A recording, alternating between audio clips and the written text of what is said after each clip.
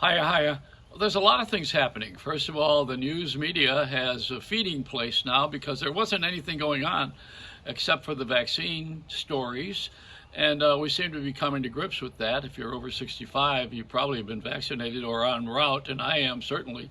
And it's good. I'm going to my second shot. The other people who are under me are going to need a shot probably next week or the week after, and younger people everybody will have one by the end of the spring, I think, and then we'll be able to maybe sit in the same room without a mask, hopefully. But that's one issue. That's the vaccine thing. That's the biggest one right now because it's our health. The other thing then is we create crisis. You know, the one that we have now is we hooked on to race for. I thought it was over after February when we had Black History Month. Now we're into the Women's Day. It was yesterday. Was that National Women's Day? I mean, do we really have to celebrate everything that's a sore spot right now? I mean, we can work on them, but why do we have to? Why are we bringing them up like they're badges of honor? You know, I mean, this is not a merit badge. You're getting Boy or Girl Scouts. I mean, come on. So what have they done? Now we're getting into another country. We're getting into the business of England. We are aggravating ourselves. Now we're going to aggravate them, and we got two hooligans from there over here. When the prince left there and came here with his bride, it was fine. They left there. They don't want to be there anymore. He didn't want to be a prince and do that work, and she didn't either. So what? So come home here and welcome to the U.S. We're all here under the freedom banner, and so they're here now. You got the two of them here, and they are being subsidized by the throne, but they were cut off from their money. So they're going to be like the rest of us and wait for that stimulus check. I hope Harry enjoys the $1,400. But we got this little deal. They're worth $50 million, incidentally. Don't feel sorry for them. And they're living in royalty anyway, and they live with fame. People who have these issues don't usually go public. And the reason you don't is because you handle them privately. I mean, I could tell you I belonged to a men's recovery group, and for years, we were celebrity in LA at the time I got sober, which is 40 years ago. A lot of stars came to the group and nobody ever grew because we were only all celebrities, and you couldn't take the 12th step, which is to carry the message to the alcoholic who still suffers. You couldn't do that because we all were sitting in our big fat disease. So when you publicize something, I always thought that the worst thing that could happen was to bring Harvey Weinstein's stuff up in public.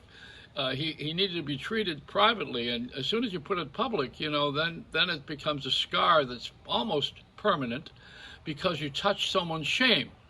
And when you touch shame, that's almost like removing paint from the furniture. You've got to really be very careful with shame. It's underneath guilt somewhere.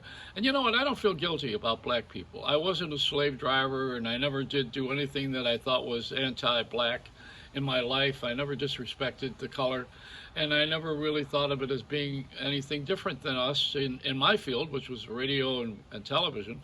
I knew that there were people who were struggling because they didn't have the right connection, and we still are. I'm still struggling with age. So everybody's got something that they have to work through. The industry is all about money.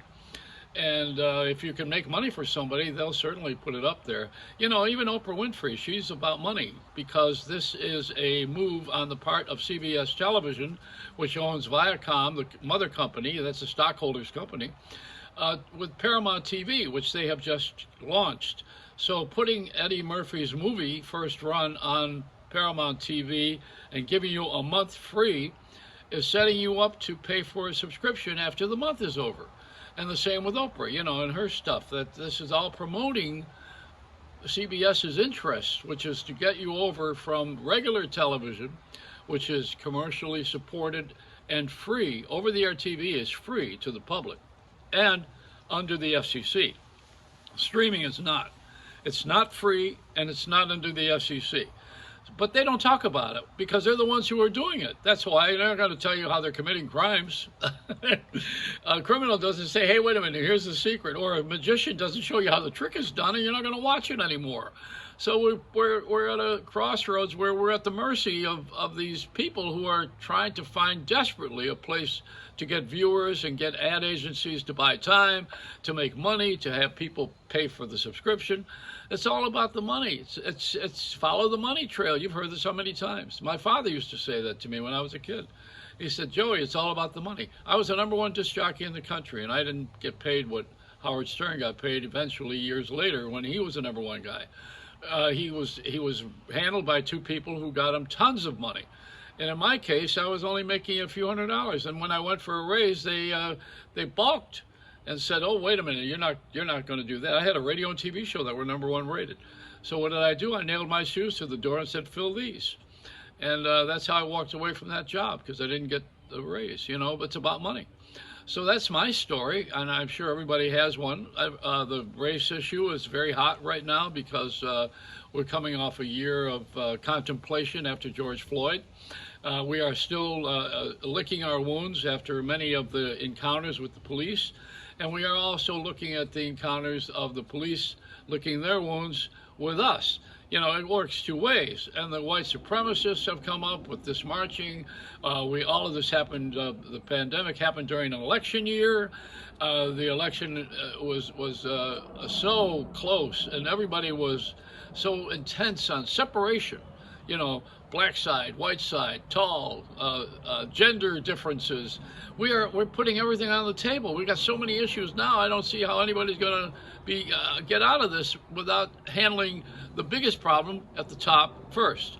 And I think we are. The vaccine. That's it. That's the biggest problem. If you're not healthy, nothing else matters anyway. It doesn't matter how much money you have if you're not healthy. If you don't have any money, you are also not going to be healthy. So they kind of work hand in glove.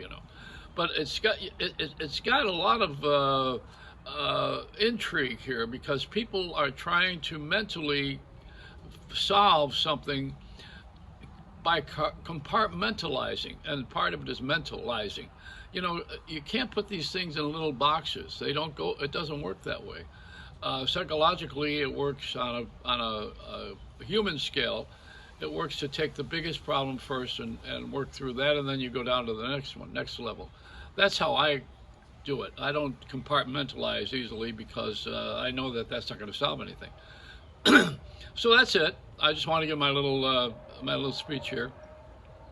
I was asked what I think, and people, when they ask you what you think, you give them an answer. If they don't ask you, don't volunteer. Boy, you're looking for an argument. It's a Reynolds wrap.